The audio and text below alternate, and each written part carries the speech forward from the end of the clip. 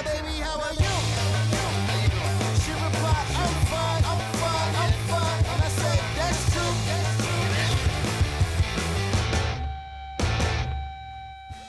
Salut à toutes et à tous, bienvenue dans Foot Foot, l'émission qui commente, analyse, décortique toute l'actualité du FC Nantes. C'était la question que beaucoup se posaient ces dernières semaines.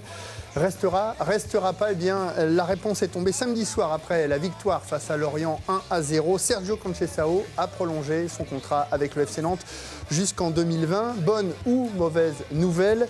Pour quel projet? Eh bien, on va y revenir dans un instant. On parlera aussi de ce nouveau succès nantais face à Lorient. On en parlait il y a quelques instants, 1-0. Et des 3 derniers matchs qui attendent les Canaries d'ici la fin de saison. Et puis, qu'est-ce donc que cette académie du football à Nantes? Eh bien, justement, elle va ouvrir au mois de septembre. Et on va en parler avec 2 personnes qui sont partie prenante de cette académie. Revenant, Stéphane Ziani, l'ancien joueur du FC Nantes. Bonjour Stéphane. Bonjour à vous tous. Karl Delplanque également est sur le plateau. Bonjour Karl. Salut Olivier. Sans le bonnet. Sans le bonnet. C'est quand même mieux. Nouvelle coupe et barbe. Ouais, c'est très, Comme très vous, bien. Olivier Caillé. Ouais. Et puis David Filippo, l'inénarrable David Filippo. Bonjour Olivier, David, bonjour à de 20 tous. minutes, vous l'aurez reconnu. On commence avec vos coups de cœur, coups de gueule, c'est parti.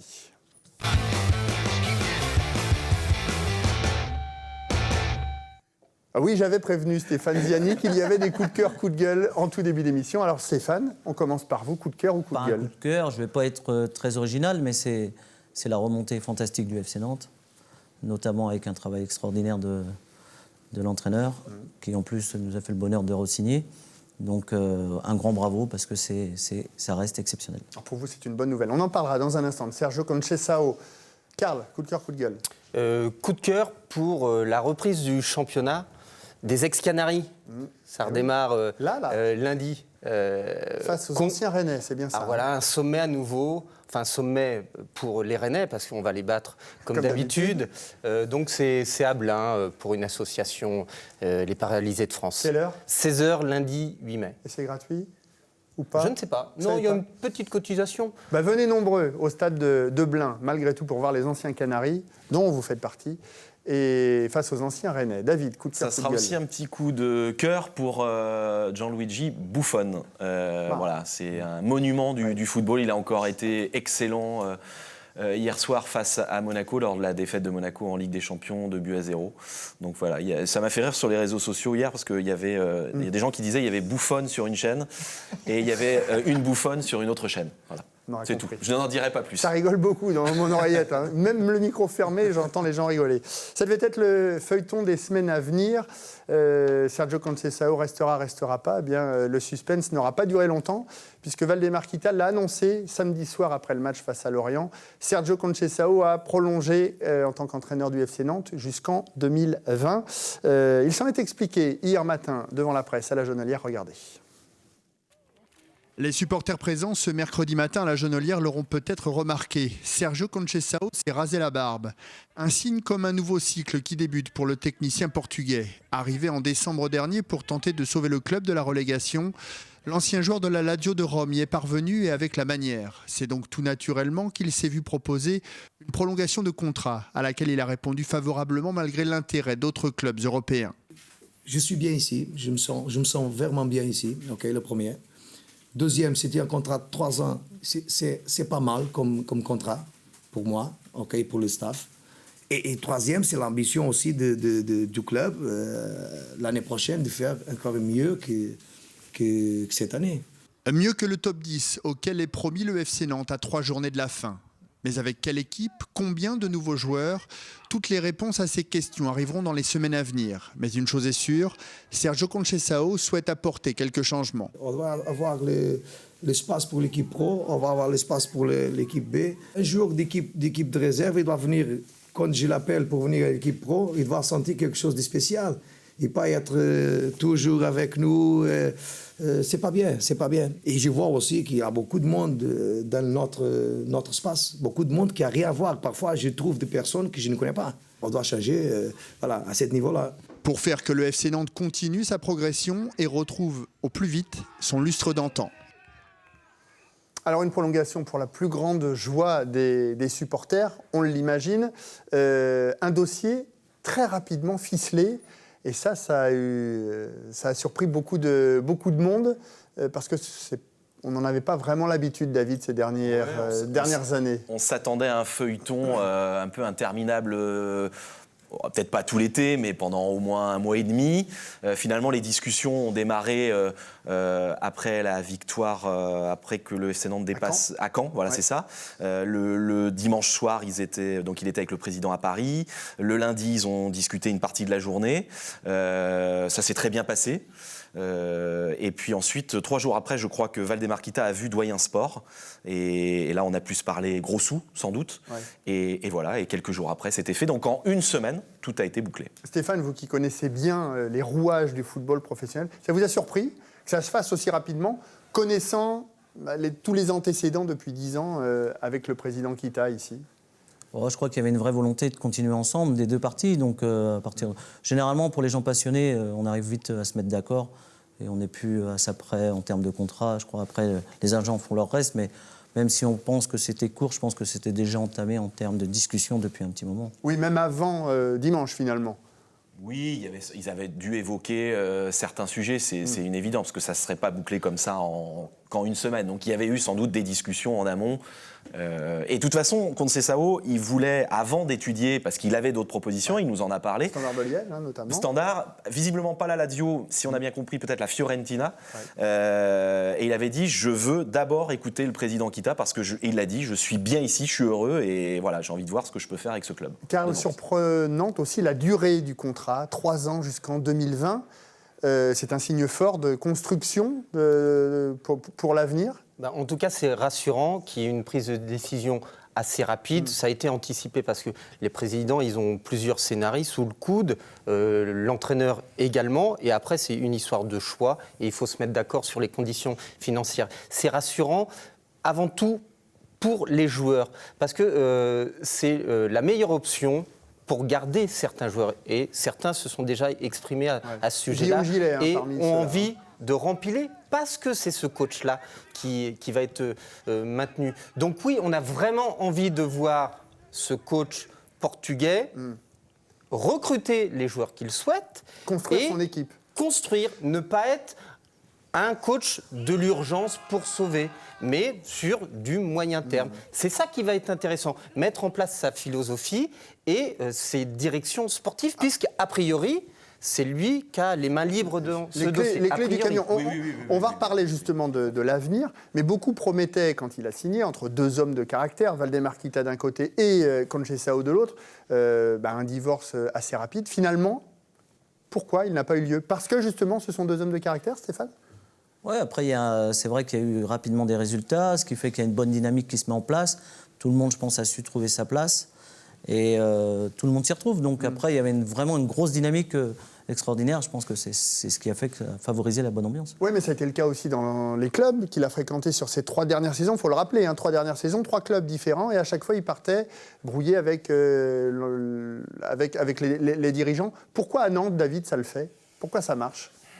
Je pense que Valdemarquita, quand il prend Sergio Conceição, il connaît la personnalité du bonhomme. Il a eu le temps de se renseigner. D'ailleurs, c'est un agent portugais qui lui a conseillé Conceição. Il n'a pas le choix non plus. Voilà. Et puis, le FC Nantes est dans une telle situation. Il a besoin d'un énorme choc psychologique. Comme le dit Stéphane, les résultats sont arrivés tout de suite. Ils ont enchaîné des victoires.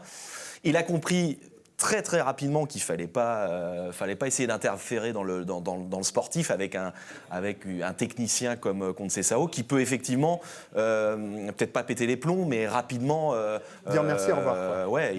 À Braga, c'est vrai qu'il en a même parlé ce mercredi à la Jonelière. Il n'a pas voulu revenir sur ce qui s'était passé avec le président de Braga, mais ça a été très compliqué.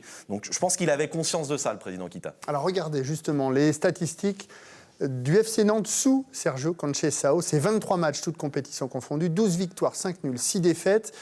En Ligue 1, 35 points pris sur 57 possibles. Il est passé de la 19e place à la mi-décembre à la 8e place à l'heure actuelle. Messieurs, c'est clairement l'homme de la situation sur ces 6 derniers mois. Karl. C'est juste extraordinaire sur le plan comptable, mais également sur le plan mental. Moi, on l'avait déjà évoqué dans cette émission, j'avais vu quelques joueurs de Nantes au mois de novembre être dégoûtés du football, souhaitant arrêter ou changer de club. Je les revois 2 mois après avec le grand sourire, le sourire sur le terrain et ayant complètement oublié ce passage-là. Donc c'est vraiment extraordinaire ce qu'il a pu réaliser en très peu de temps. L'exemple parfait, pardon, pour rebondir sur ce que vient de dire Karl, c'est Guillaume Gillet. C'est encore Guillaume une fois. Gillet. L'homme central, finalement, qui est devenu capitaine à la place de Rémi Rioux. Stéphane, vous avez été joueur dans plusieurs clubs. Vous avez connu ce genre de changement où sur une première partie de saison, une équipe moribonde où on se dit elle file tout droit vers la descente, et puis derrière un entraîneur qui arrive. Comment il agit, comment a agi Sergio Conceição auprès de son groupe là? Bon, au-delà de sa personnalité, c'est vrai que dès qu'il y a un changement d'entraîneur, généralement, il y a une prise de conscience. Mais c'est souvent sur le début, sur les premiers matchs. C'est vrai, il a su, lui, ce qui était assez extraordinaire, c'est de voir l'équipe avoir déjà une âme de combattant, comme lui il est. Et c'est vrai que c'est surtout ça, et ça a été, c'est vrai, sur un temps très court. Donc... Et vous avez connu, vous, ce genre de situation dans votre carrière? Je me rappelle, à Nantes, on avait connu une situation difficile après le titre. Ouais. Alors saison 2002-2003. Hein. Et il n'y avait pas de fracture avec le coach Reynald Noix, bien au contraire. Mais il y a eu une décision. Il y a eu une décision prise de changer d'entraîneur. Et c'est vrai qu'avec Angel Marcos, je crois qu'on n'avait pas gagné un match durant les 18 premières journées. Ouais. Et finalement, je crois à 3-4 journées de la fin, on se bat pour la Ligue des Champions. Ouais. Donc c'était aussi extraordinaire. Mais c'était vraiment la personnalité qu'il fallait à ce moment-là. Voilà, à ce moment-là, pour ce groupe de joueurs-là. Parce qu'il n'y a pas forcément de leader dans cette équipe. Et là, on a un coach qui prend toutes les responsabilités que certains joueurs auraient pu ou dû prendre à certains moments. Vous savez, il y a des entraîneurs qui laissent de la liberté aux joueurs. Là, c'est un groupe de joueurs qui n'avaient pas besoin de ces repères-là. Au contraire, qui avaient besoin d'un coach qui allait tout verrouiller, tout cadenasser. En tout cas, dans un premier temps. On va voir après comment il va gérer cet effectif pour la saison prochaine. Parce que la saison prochaine, la donne va être différente. Il est arrivé en pompier de service, Sergio Conceição, il le reconnaît. Cette année, il va être regardé sur ses résultats, la saison qui arrive. C'est lui qui va devoir construire également. Est-ce qu'il n'y a pas le risque que ce ne soit qu'un homme de coup, finalement, David ? On peut difficilement le dire, hein. On verra dans quelques semaines. Ce qui est sûr, c'est que dans tous les clubs portugais dans lesquels il est arrivé, il n'a pas été pompier de service. Il est resté très peu de temps, il est resté une saison, mais il avait préparé les saisons dans quasiment tous les clubs. Et ça a plutôt bien fonctionné. On se souvient du témoignage de Vincent Sasso du côté de Braga, où il disait que Braga avait embêté quasiment toute la saison les cadors du championnat portugais. Sergio Conceição qui souhaite, c'est ce qu'il nous disait également, 5 à 6 joueurs nouveaux, 5 à 6 joueurs vont partir également. Le président Kita en veut encore plus. Qui a raison? Est-ce qu'il faut tout modifier malgré tout? C'est toujours le coach qui a raison quand il est question du sportif. Alors c'est vrai qu'à l'arrivée, c'est le président qui décide parce que c'est lui qui a le chéquier. Ouais. Mais celui qui détient la vérité sportive, c'est le coach. En tout cas, c'est cette logique qu'il faut préserver pour que ça aille bien dans un club. Et là, on a l'impression, alors c'est peut-être juste une impression, que Valdemar Kita a changé, a évolué. Et on a peut-être marre aussi de faire passer, de faire danser les entraîneurs et se rend peut-être compte que le coach, il est au centre du sportif. Ce mercato à venir aussi, est-ce qu'il peut être le révélateur de l'ambiance entre l'entraîneur et le président? On sait que sur les saisons précédentes également, il y a eu quelques désaccords entre président et entraîneur et que ça a pu, et le dernier en date c'était Girard, hein. Ça s'est très mal terminé. Il y a déjà eu un premier test sur le premier mercato hivernal, hein, parce que Conceição était déjà là pendant le mercato de janvier.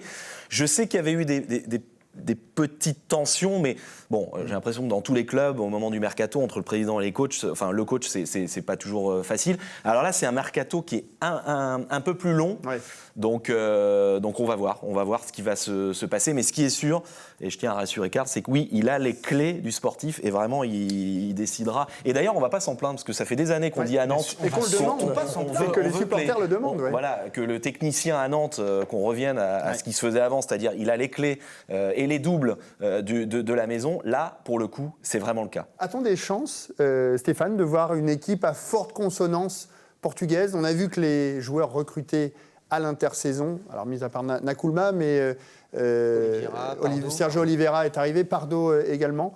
Est-ce qu'il faut aller dans ce sens-là ? Je crois que ce qu'on veut tous, c'est qu'ils ramènent des très bons joueurs. Après, peu importe la nationalité. Moi, je suis content actuellement parce que je vois beaucoup de jeunes dans l'équipe. Et il y a un beau mariage entre les deux. Donc, si il pouvait y avoir des joueurs cadres qui viennent les encadrer, justement, ça serait génial. Vous avez l'impression de retrouver le FC Nantes que vous avez connu auparavant ? Ou est-ce qu'il y a un mélange qui me complètement plaît. dénaturé? Il y a un mélange qui me plaît. On voit les jeunes qui s'expriment de façon assez extraordinaire, eux aussi. Et à côté de ça, on parlait de Gillet qui a pris une dimension cette année, par rapport à la saison qu'il a pu faire l'année dernière, qui est complètement différente, quoi. Ouais. Dernier point sur lequel je voulais revenir, il en parle, Sergio Conceição, dans le sujet.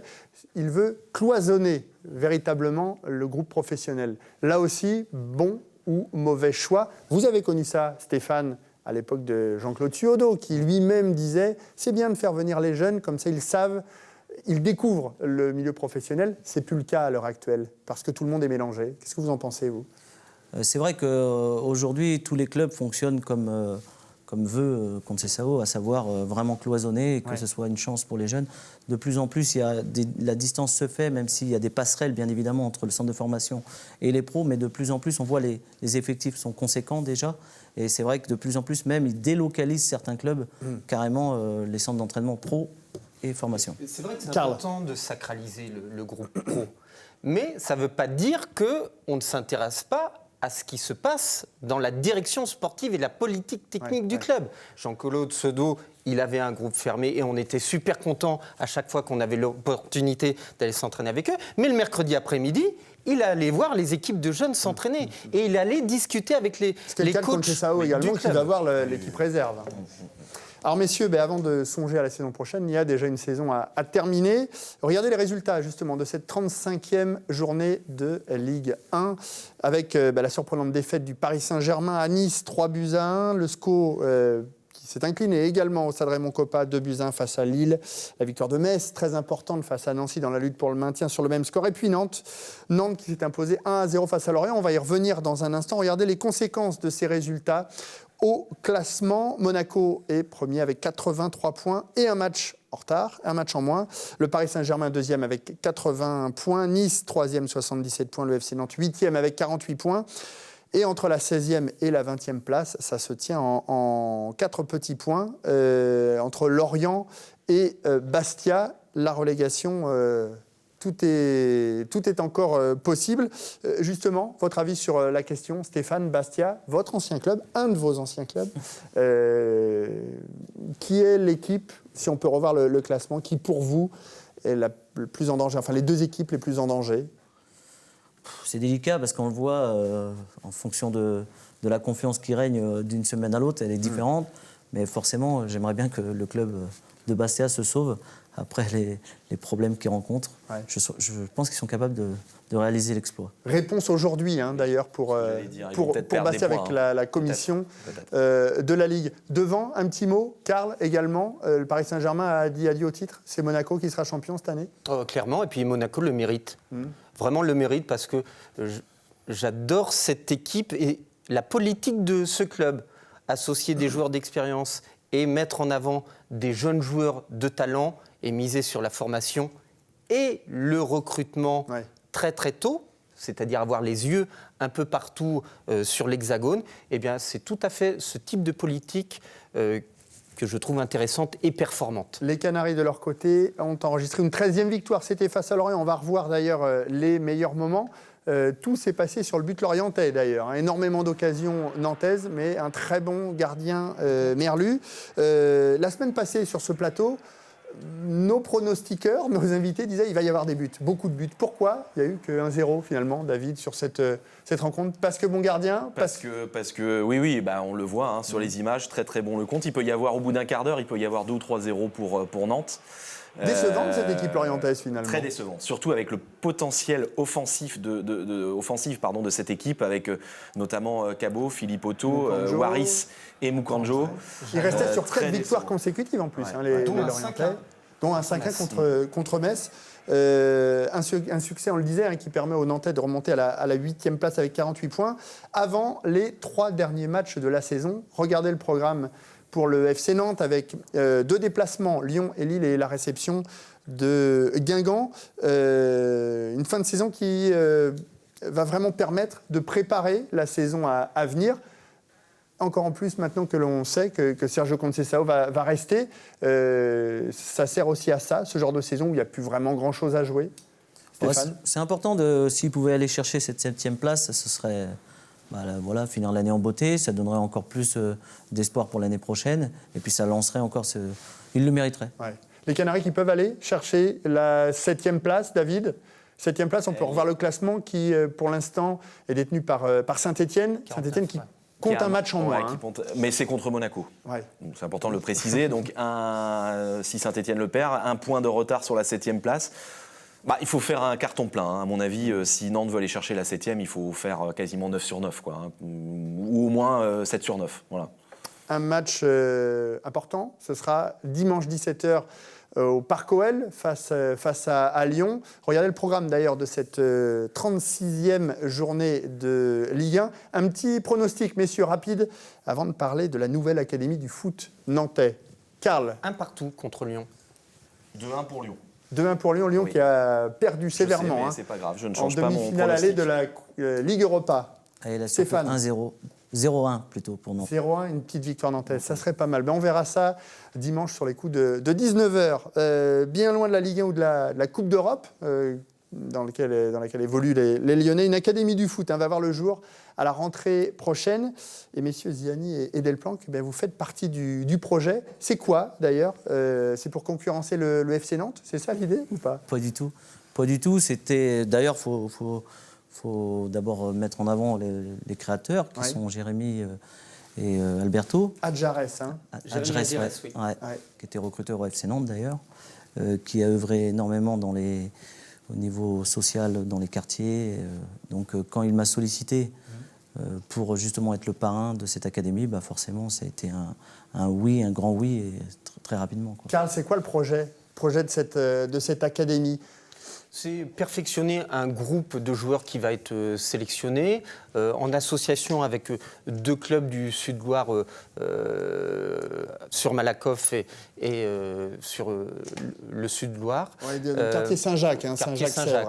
Voilà. Et donc c'est perfectionner des joueurs tout en utilisant le football comme levier d'intégration, de socialisation et éviter le décrochage scolaire. On sait très bien que certains jeunes footballeurs misent tout sur le football au détriment de la scolarité et de l'intégration sociale en général. Donc c'est pour associer tous ces domaines et éviter que des joueurs qui ont des qualités, en gros, se mettent une balle dans le pied en mettant de côté l'aspect scolaire. On a beaucoup d'exemples de joueurs qui ont décroché scolairement, mais qui se sont sauvés par le foot. Il y en a très peu, donc c'est l'occasion d'utiliser le football comme levier. 20 jeunes footballeurs, c'est ça, âgés de 14-15 ans. C'est ça. Comment ils sont recrutés? Alors, il y a une sélection, il y en a une qui a eu lieu mercredi dernier. Fin avril, oui. Voilà, je crois qu'il va y en avoir une autre encore. Mais pour revenir sur ce que disait Karl, c'est exactement ça. Je serais tenté de dire, en caricaturant, c'est vraiment le foot, c'est l'excuse, quoi. C'est vraiment le levier pour d'abord s'attacher à ce que les gamins... C'est construire des hommes, en fait. Exactement. Au-delà du football. C'est avant tout des hommes, oui. En utilisant ce levier-là, mais il n'y a pas que des sportifs comme partenaires. Il y a un architecte, il y a un producteur de cinéma. Donc c'est avoir une vision un peu plus globale du jeune garçon en utilisant le foot comme levier. Et le week-end, ils joueront... Alors, il faut que ces joueurs soient licenciés également dans les 2 clubs partenaires. Le week-end, ils joueront sous les couleurs de l'Académie nantaise de foot, c'est bien ça. Alors là, il y avait, je crois qu'ils retournaient dans leur club, Ouais. la plupart de... Mais il y a peut-être une évolution à voir. À partir pour ça. de la saison prochaine. Il reste une petite minute. En un mot, vous intervenez comment? Vous êtes parrain, vous viendrez faire des entraînements, vous mettrez le L'idée, c'est survêtement? de jouer le jeu, de venir assez régulièrement pour justement animer aussi avec tous les intervenants cette académie. On peut voir d'ailleurs, il y a un site internet académie.nantes.football@gmail.com et puis un numéro de téléphone pour les gens qui seraient intéressés, 07 83 79 24 48. Karl, vous, c'est le côté plus social. Vous interviendrez dans ce projet C'est ça, hein, expliquez-nous Alors, en 2 mots. Aussi, bon, je vais être conseiller, donc je vais suivre les entraînements, mais sauf que parfois sur des questions un peu plus pointues d'ordre social, voire de santé, apporter un regard pour comprendre et débloquer certaines situations qui pourraient freiner certains jeunes dans leur scolarité ou dans leur développement de jeunes footballeurs. Eh bien, merci beaucoup, messieurs. Stéphane Ziani, Merci. un dernier petit mot. Vous devenez quoi? Vous revenez du Qatar où vous avez vécu pendant 4 ans. Émirats Arabes Unis. Football professionnel bientôt de retour? Bah, Inch'Allah, comme on dit. C'est Il y a l'envie, en quelques tous les pistes cas. et c'est en tout cas une grosse volonté de ma part de rebondir dans le milieu professionnel. Ah ben merci en tous les cas d'avoir fait le détour Merci. sur le plateau de Foot Foot. Merci à Karl et à David. Merci également à Adrien, à Eric, à Glenn et à Dany qui étaient en régie. On se retrouve la semaine prochaine, même endroit, même heure pour un nouveau numéro de Foot Foot. Très bonne semaine à tous. Salut.